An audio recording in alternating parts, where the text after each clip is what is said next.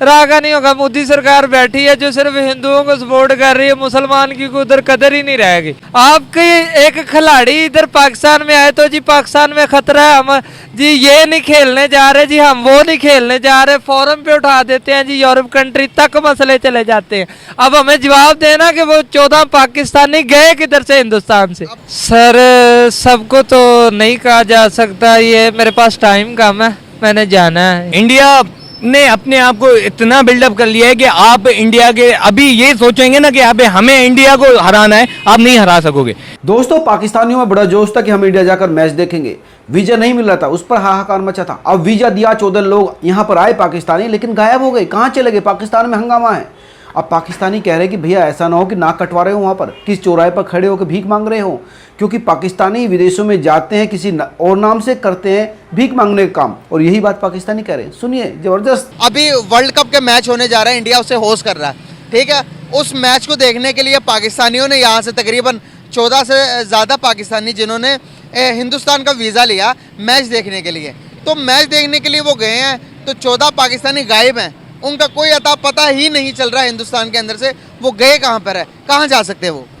सबसे पहले तो आप भी अहले इल्म आदमी हैं, सबको पता है कि इंडिया क्या चीज़ है, क्या ख्याल है, क्या चीज़ है? सबको पता है कि इंडिया उधर सब, ये किसने करना है? इंडिया का खुद का काम है, राज एजेंसी का होगा, रागा नहीं होगा। मोदी सरकार बैठी है जो सिर्फ हिंदुओं को सपोर्ट कर रही है, मुसलमान की को उधर कदर ही नहीं रहेगी। तो अभी ये हमें जवाब देना कि वो हमारे 14 पाकिस्तान हमारे भाई थे, वो जो भी थे, आखिर उनके भी कोई माँ होगी, बहन होगी, बाप दादा, उनका सारा खानदान होगा। अभी जवाब दे ना। आपके एक खिलाड़ी इधर पाकिस्तान में आए तो जी पाकिस्तान में खतरा है, हम जी ये नहीं खेलने जा रहे, जी हम वो नहीं खेलने जा रहे, फोरम पे उठा देते हैं जी, यूरोप कंट्री तक मसले चले जाते हैं। अब हमें जवाब देना कि वो 14 पाकिस्तानी गए किधर से हिंदुस्तान से। अब आप मुझे एक बात बताएं, यही जवाब आप जाकर दुबई से भी लें। दुबई के अंदर पता रिपोर्ट आई है कि पाकिस्तानी जाते हैं, विजिट वीज़ा लगवा कर गायब हो जाते हैं दुबई के अंदर, फिर पता चलता है कि वो पाकिस्तानी क्या कर रहे हैं, भीख मांग रहे हैं सड़कों पर। आप मुझे बताएं, अब वो पाकिस्तानी क्या करते हैं? वो पाकिस्तानी सड़कों पर सो रहे होते हैं। वो पाकिस्तानी, अभी सऊदी अरेबिया का वाक़या है, सऊदी अरेबिया ने पाकिस्तान की गवर्नमेंट से रिक्वेस्ट किया है कि भाई आप पाकिस्तानियों को भेजना बंद कर दें, विजिट वीज़े पर यहाँ पर आते हैं हरम के अंदर। अच्छा। हरम के अंदर सबसे ज़्यादा जेब कतरे पाकिस्तानी हैं। अच्छा। तो आप हमारे हरम के अंदर देखें, अल्लाह के घर में जाकर ये सारे काम कर रहे हैं, तो इंडिया के अंदर भी वो जाकर इंडिया की जब तरक्की देखी होगी तो गायब हो गए होंगे। वो क्या कहना चाहेंगे? सर देखें, ये मसला और है जो आप उलझा रहे हैं थोड़ा सा, ये मसला और है गायब होने वाला, ये और फोरम पे बात कर रहे हैं। अभी ये जो आप बात कर रहे हैं ना, सऊदीया में जाके जी पाकिस्तानी एयरमैन का वीज़ा लगा के उधर भीख मांग दे। देखिए सर, हर इंसान की अपनी अपना नजरिया है, ये तो आप मानते हैं कि नहीं?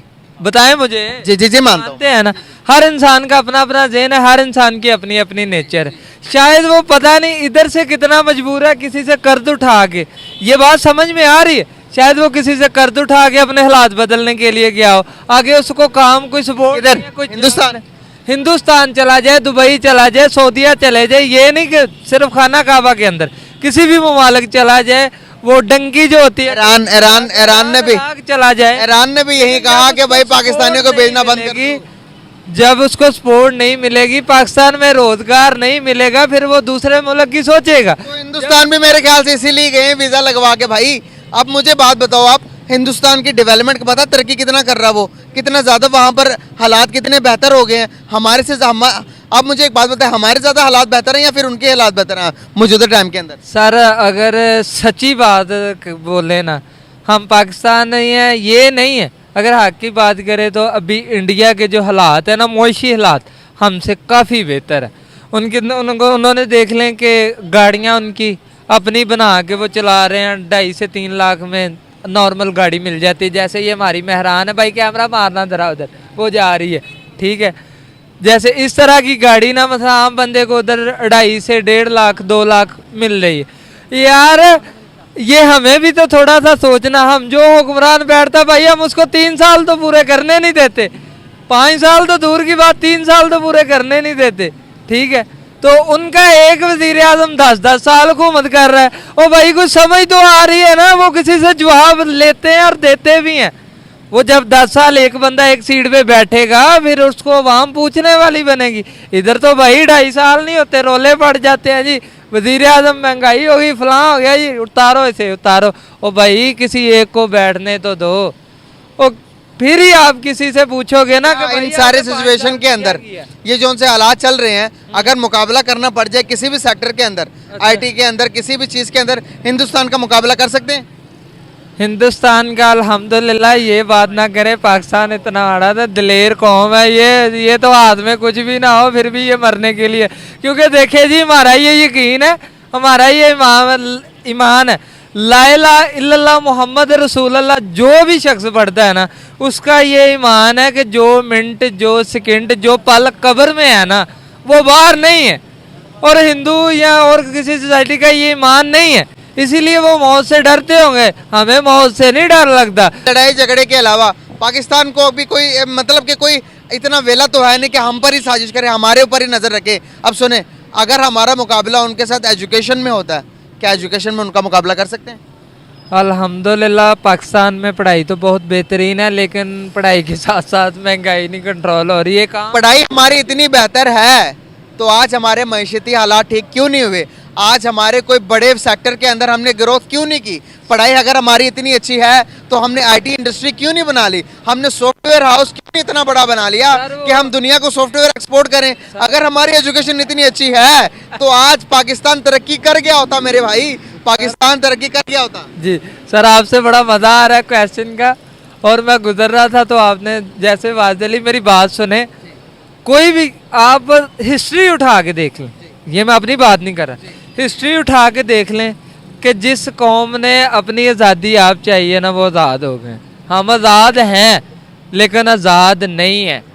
हमारे ऊपर जो बड़े बड़े मगरमच्छ बैठे हैं ना, ये जो निज़ाम है कि बस सारा जी हमारा पेट आ जाए, हम ही निज़ाम चलाएं, हम कहे तो सोएं, हम कहे तो जागें, हम कहे तो ये रोटी खाएं।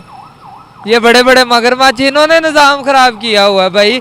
अगर अवाम को शऊर आ जाए ना, कसम से हमें पता सारा कुछ होता है, लेकिन कसम से कि मैं आपको कह रहा हूँ कि वो चीज़ गलत हो रही है ना यार, भाई आपको बात बताऊंगा कि भाई यार ये वो काम गलत हो रहा है या वो किसी गरीब के साथ ज्यादती हो रही, यार आप आए मेरा साथ दें उधर, तो आप मुझे पता क्या बोलोगे, ओ यार भाई इसको रहने दे यार, उधर ये मार पड़ रही है ना, इसको पड़ रही है, तुझे कौन सी तकलीफ है? एक मिनट मेरी बात सुन, तुझे कौन सी तकलीफ है? मार पड़ रही है ना, उसको पड़ रही है, पढ़ना हम जाएंगे तो उधर और को पढ़ा, हमारे वो गल स्यापा हमारे गल बढ़ जाएगा, ठीक है ना? सुन ले, आपको पता है कि वर्ल्ड कप पे जब भी किसी भी मुल्क में होता है तो कोटा जारी किया जाता है कि भाई इस मुल्क के शायकीन इतने ज़्यादा आएंगे, यहाँ से इतने आएंगे, यहाँ पर इतने आएंगे। लेकिन हिंदुस्तान ने हमें उस में भी कि वो वाक़या हो या कोई और वजह भी हो सकती है, हमारे पाकिस्तानियों को अभी तक वीज़ा रिलीज़ नहीं किया। आपको पता कि हमारे क्रिकेटर्स को कितनी देर पहले बुलाया? 1 हफ्ता पहले बुलाया, वर्ल्ड कप स्टार्ट होने से पहले, उनको भी वीज़ा नहीं मिल रहा था। क्या लगता है कि आपको वीज़ा ना देने के पीछे लॉजिकली बात कीजिएगा, थोड़ी अकल वाली बात कीजिएगा कि समझ आ जाए। जब कोई इस तरह के वाक़या जब पूरी दुनिया में चल रहे हैं कि हमारे पाकिस्तानी विजिट वीज़ा पर जाकर उस मुल्क के अंदर जाकर अपना पासपोर्ट फाड़कर गलियों मोहल्लों में गायब हो जाते हैं, तो लगता है कि कोई भी मुल्क अपना वीज़ा हमें देगा? सर सबको तो नहीं कहा जा सकता, ये मेरे पास टाइम कम है, मैंने जाना है, ये तो आपके इसरार पे मैं इधर खड़ा हो गया। बात करने का पर्पस ये कि वर्ल्ड कप आ रहा है, वर्ल्ड कप के अंदर आपने देखा होगा कि उसको होस्ट हिंदुस्तान कर रहा है, तो हमारे कुछ पाकिस्तानियों ने अप्लाई किया हिंदुस्तान का वीज़ा और लग भी गया। वीज़ा लगने के बाद वो हिंदुस्तान गए, हिंदुस्तान जाकर यूजुअली जिस तरह से अदर कंट्रीज़ में जाते हैं, दुबई में, सऊदीया में और बहुत सारे मुल्कों में जाकर गायब हो जाते हैं, भीख मांगना शुरू करते हैं, इसी तरह हिंदुस्तान के अंदर से भी वो जाकर गायब हो गए हैं, उनका पता ही नहीं चल रहा। क्या कहना चाहेंगे, ये क्या हो रहा है, क्या नहीं हो रहा, इसके बारे में क्या कहेंगे? जैसे कि आप इंडिया की बात करते हैं तो कहा जाता है कि इंडिया हमेशा पाकिस्तान की आंख में जो है ना एक आंख की तरह फैला हुआ होता है, सांप की तरह सिर्फ पाकिस्तान को डसने में लगा हुआ होता है। अब चाहिए कि सबको चाहिए कि पाकिस्तान भी एक मुल्क है ना, पाकिस्तान हमारा भी ट्रेड है, दूसरी कंट्रीज़ को चाहिए, स्पेशली हमारी नेबरहुड कंट्रीज़ को चाहिए कि इसके खिलाफ जो है एक्शन उठाएं। तुर्की हो गया और उसके साथ ईरान हो गया, इराक हो गया, उनको चाहिए। पाकिस्तान का साथ छोड़ते हुए चले जा रहे हैं लेकिन साथ इंडिया के खड़े हैं। बेल्ट एंड रोड इनिशिएटिव में आपने देखा होगा, मिडिल ईस्ट पाकिस्तान को छोड़कर, कश्मीर को छोड़कर इंडिया के कह रहा है कि भाई कश्मीर जो है वो हिंदुस्तान का मिडिल ईस्ट जो बेल्ट एंड रोड इनिशिएटिव जा रहा, कश्मीर को क्रॉस करते हुए मिडिल ईस्ट पे जाएगा, उसके बाद तुर्की से गुजरते हुए यूरोप जाएगा। आप मुझे बताएं, अभी तो उसने भी तस्लीम कर लिया, सऊदी अरेबिया ने इसराइल को भी तस्लीम कर लिया।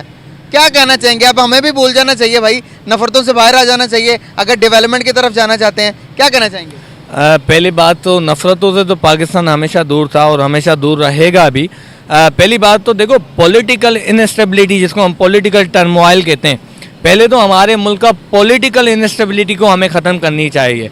उसको ख़त्म करने के लिए हमें नेपोटिज्म ख़त्म करना पड़ेगा। ये जो हमारी ख़ानदानी रियासतें आती हैं और ख़ानदानी सियासतें होती हैं, जब आप इन चीज़ों को ख़त्म करोगे, आप पढ़े लिखे लोगों को आगे लाओगे, जो यूथ है अमूमन, जब हमारे मुल्क के अंदर न्यू पॉलिसीज़ आएंगी, जब आप न्यू पॉलिसीज़ करेंगे, आप 2 कदम आगे बढ़ेंगे, देखें यूएसए आपके पीछे भागेगा, आपकी फॉरेन कंट्रीज़ जो जितनी भी कंट्रीज़ है आपके पीछे भागेगा। आपके पास नंबर 1 वीटो कंट्रियों में से चाइना आपके साथ खड़ा हुआ है, लेकिन चाइना को आप तस्लीम नहीं कर रहे।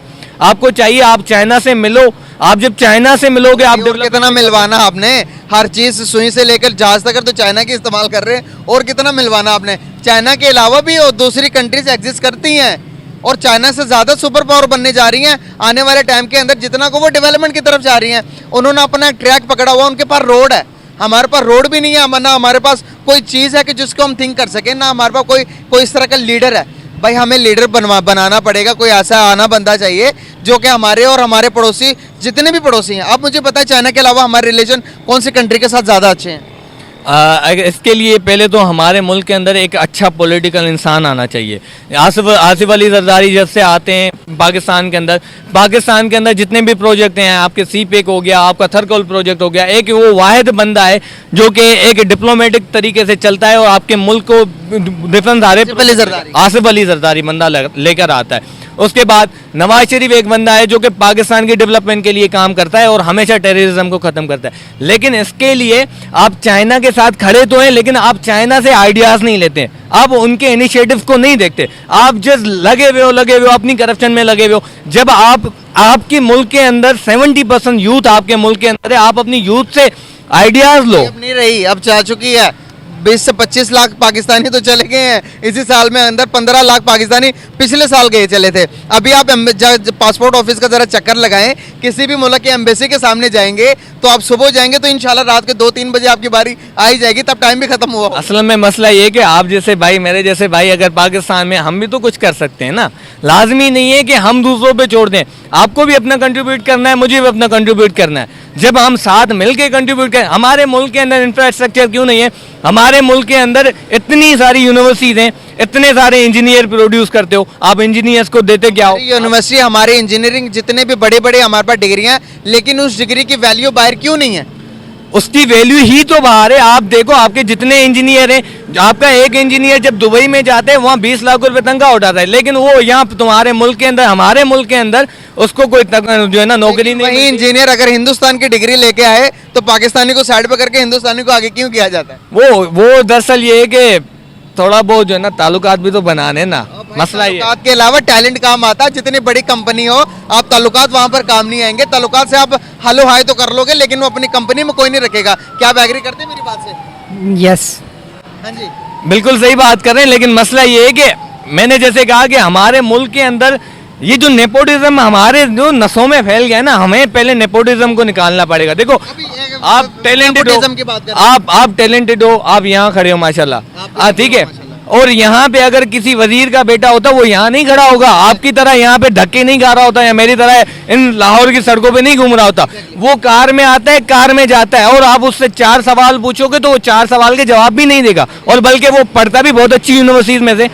तो मसला ये है कि टैलेंट की कदर करेंगे तो हमारे पास पॉलिसीज आएंगे ना, पॉलिसीज आएंगे तो मुल्क आगे बढ़ेगा ना, मुल्क आगे बढ़ेगा तो फिर ये कि मेरे भाई फिर नवाज शरीफ, जरदारी, ये सारे जाएंगे साइड पे, और वो ये चाहते नहीं है कि आप पढ़ो मैं पढ़ें। तो मसला ये है कि एजुकेशन नहीं है ना, लिटरेसी रेट देखें। अगर आप पॉवर्टी की बात कर लें, पॉवर्टी 70% पाकिस्तानी गुर्बत की लकीर पर चले गए हैं, 70% पाकिस्तानी। तो आप ये सिचुएशन चलेगी तो हमने मुकाबला क्या खाक करना किसी भी पड़ोसी का। आप हिंदुस्तान के आप अगर स्टेटस चेक करेंगे तो उनकी जीडीपी चेक करें, आप उनके $600 बिलियन के रिजर्व चेक करें, उनकी अगर आप जीडीपी के देखेंगे अगले कुछ सालों के अंदर $5 ट्रिलियन को टच करने जा रही है। उन्होंने अपनी पॉवर्टी के अंदर 15% से ज़्यादा ओवरकम कर लिया है। हम वहाँ पर 75% ज़्यादा चले गए हैं। क्या डिफरेंस देखते हैं? और एक चीज़ बताता चलूँ कि यहाँ पर जब हम पीस की बात करते हैं तो हमें पीस की बात करनी चाहिए या फिर जंगें करनी चाहिए, जो 4 जंगें पहले भी लड़ चुके हैं? पहले तो देखो, इंडिया को जब आप सोच लो ना, इंडिया ने अपने आप को इतना बिल्डअप कर लिया है कि आप इंडिया के अभी ये सोचेंगे ना कि अबे हमें इंडिया को हराना है, आप नहीं हरा सकोगे। अभी आपको चाहिए कि हमें खुद को बिल्डअप करना है। जब आप अपने आप को थोड़ा बहुत बिल्डअप करेंगे, देन उसके बाद आप सोच सकते हो कि नहीं हम अभी जाते हैं। देन दूसरी बात कि पाकिस्तान हमारा मुल्क बना ही पीस के नाम पे, तो हम क्यों जंग चाहेंगे? हमें चाहिए कि हम सारी कंट्रीज के साथ पीस पे काम कर रहे हैं, तो हम आगे भी पीस पे काम करेंगे और पीस ही सॉल्यूशन है आगे के लिए। टॉपिक पे वापस आते हैं, बहुत आगे पीछे चले गए। तो ये जो अभी वर्ल्ड कप हो रहा है, वर्ल्ड कप के अंदर जो 14 पाकिस्तानी जाकर गायब हो गए हैं या करवा दी गए, ये एक अब कॉमन सेंस की इस्तेमाल करें कि पाकिस्तानी हिंदू ये चाहते हैं, अगर वो हिंदुस्तानी अपने मुल्क के अंदर ही, दुनिया देख रही है, इस टाइम दुनिया पूरी हिंदुस्तान को देख रही है, वो अपने मुल्क के अंदर ही पाकिस्तानी को गायब करते हैं जो कि जिनके साथ राइवलरी चल रही है, तो उनका इमेज क्या जाएगा दुनिया में, वर्ल्ड वाइड में? पहली बात तो इंडिया की इमेज तो माशाल्लाह से दुनिया के अंदर ऐसी है कि कोई उनको कोई सलाम नहीं करता, उनको इतनी इज्जत नहीं दी जाती जितनी जो है कि उनको चाहिए कि इंडिया वालों को एटलीस्ट पाकिस्तान में दी जाती है। पाकिस्तान के अंदर हम तो इंडिया वालों को भाई समझते हैं, लेकिन मसला ये है कि उनकी पाकिस्तान की इज्जत नहीं, पाकिस्तान की इज्जत ज़्यादा बाहर। पाकिस्तान की इज्जत देखी जाएगी तो बाहर बहुत सारी हमारी गल्फ कंट्रीज के अंदर पाकिस्तान की बड़ी इज्जत है एज कम्पेयर टू आप इंडिया को देखे जाए। लेकिन ये है कि उन्होंने, मुझे बताइए, इनकी बात से एग्री करते हैं? गल्फ कंट्रीज में किसकी ज़्यादा रिस्पेक्ट होगी? पाकिस्तान की। पाकिस्तान की ज़्यादा। आप क्या कहना चाहेंगे? मोस्टली अगर देखा जाए तो पाकिस्तान, क्योंकि वो इस्लामिक कंट्री है और उसके जो यार दुनिया आइडियोलॉजी से बाहर निकल चुकी है। अब मैं गल्फ कंट्रीज की आपको मैं बात बताऊं, दुबई के अंदर आप देखेंगे 70% जो शेयर्स हैं वो हिंदुस्तानियों के हैं। आप अब सऊदीया में देख लो, अगर आप सिलेक्ट करना पड़ जाए उनको पाकिस्तानी और हिंदुस्तानी में, वो हिंदुस्तानी को लेकर चलेंगे। क्यों? मसला ये है कि पाकिस्तानी हमें हड हराम, हम जो कमाते हैं हम उड़ाते हैं। एक किसकी ज्यादा होगी?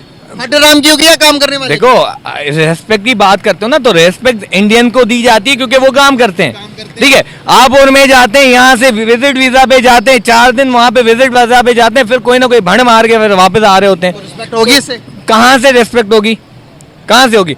लेकिन ये कि जो कुछ ऐसी कंट्रीज हैं जो कि चाहते हैं हमारे मुल्क की इज्जत करते हैं, लेकिन आइडियोलॉजी पे करते हैं। तो दोस्तों ये है पाकिस्तान की हकीकत। पाकिस्तानियों पर पाकिस्तानी यकीन नहीं करते क्योंकि उनके जो सियासतदां हैं और जो जनता है दोनों ईमानदार नहीं है, और इसी वजह से इंटरनेशनल लेवल पर भी उनकी इज्जत कम है। अगर वो चाहते हैं कि इंटरनेशनल लेवल पर उनकी इज्जत की जाए, लोग उनको जल्दी वीज़ा दें, तो उन्हें ईमानदारी अपनानी पड़ेगी, तभी वो इंडिया में और पूरी दुनिया में इज्जत पा सकते हैं। आप तमाम लोग क्या सोचते हैं ज़रूर बताएं। नमस्कार।